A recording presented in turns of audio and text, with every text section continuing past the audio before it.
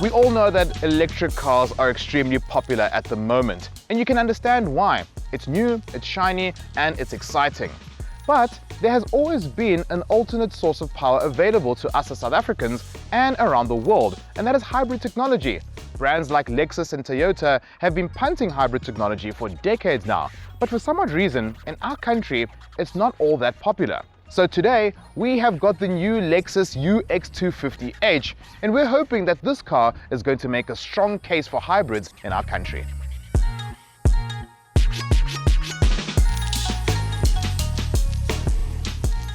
The thing about electric cars is that they can often look quite out there. But the thing about Lexus products is that they also look quite out there. So it's very much the same thing. But it gets quite tricky.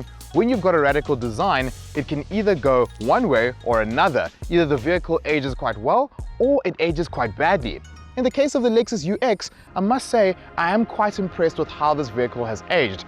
And when it comes to this update that they've done to this vehicle in this year, I can't really see the major differences, but I can tell you that there's a lot of chrome. Quite a bit of chrome, but not in an offensive way. They've tastefully done it in a way that makes you go, that is a good looking vehicle.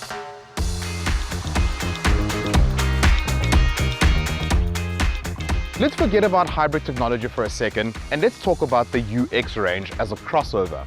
Now, crossovers are meant to be versatile, which means they need to have at least a decently sized boot, and that is my biggest concern with this car. See for yourself.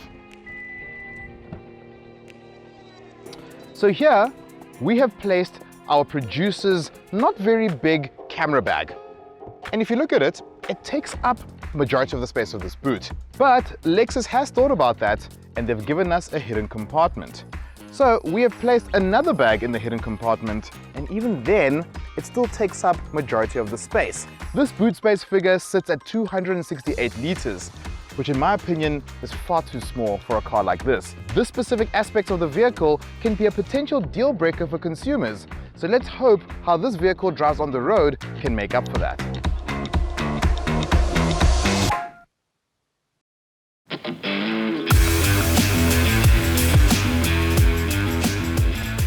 So, before talking about the hybrid powertrain, let's talk a little bit more about the Lexus UX in general. Now, this model has been in South Africa since 2018, and now sitting in 2022, we are currently driving the revised version of this car. And what they've revised is first and foremost, the suspension setup is slightly tweaked, the power steering setup is also slightly tweaked, the vehicle has been made stiffer so that it handles better and it gives you a smoother ride. And I must say, most Lexuses are known for being very comfortable on the road, and this is exactly the case with this vehicle. One thing you cannot fault a Lexus for is its interior quality.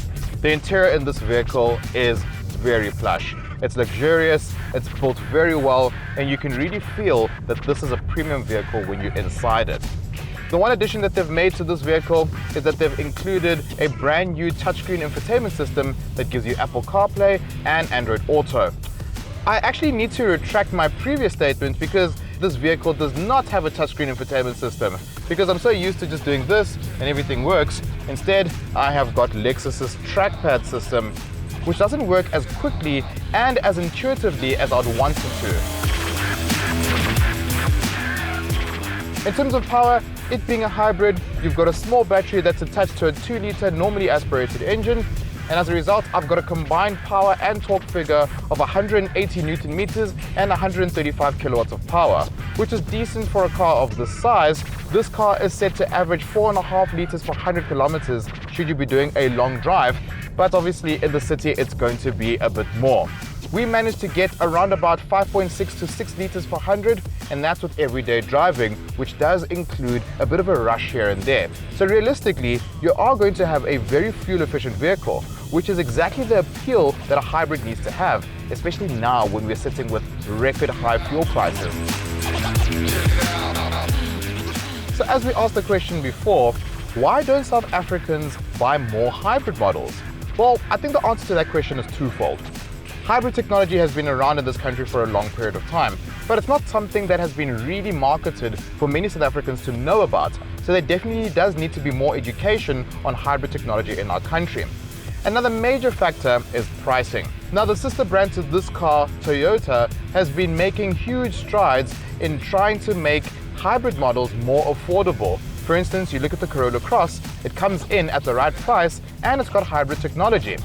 The problem comes in is that when you've got a more premium brand such as Lexus, pricing starts to play a huge role in terms of your buying decisions. The bottom of the range hybrid model will cost you just under 800,000 Rand. And for this top of the range F Sport model that I'm currently in, you're going to pay a whopping 910,000 Rand for this vehicle. One thing has to be said about Lexus when it comes to their pricing. The pricing they give you comes with everything that you can expect in the vehicle. They don't like to play the options games so that you're going to spend R1 million in total when you choose the right options. Instead, the sticker price generally consists of the options that you would want in the vehicle as standard. But that being said, 910,000 Rand is still 910,000 Rand for a vehicle that doesn't have all that big of a boot. It's not a very large vehicle. At this point, this vehicle for most people would be unaffordable. But that is why, thank goodness, we've got the likes of the Toyota Corolla Cross, which can really fill that gap at the right pricing. But that being said, there's really nothing wrong with this Lexus. It is a very nice vehicle indeed, just a little bit too heavy on the pocket.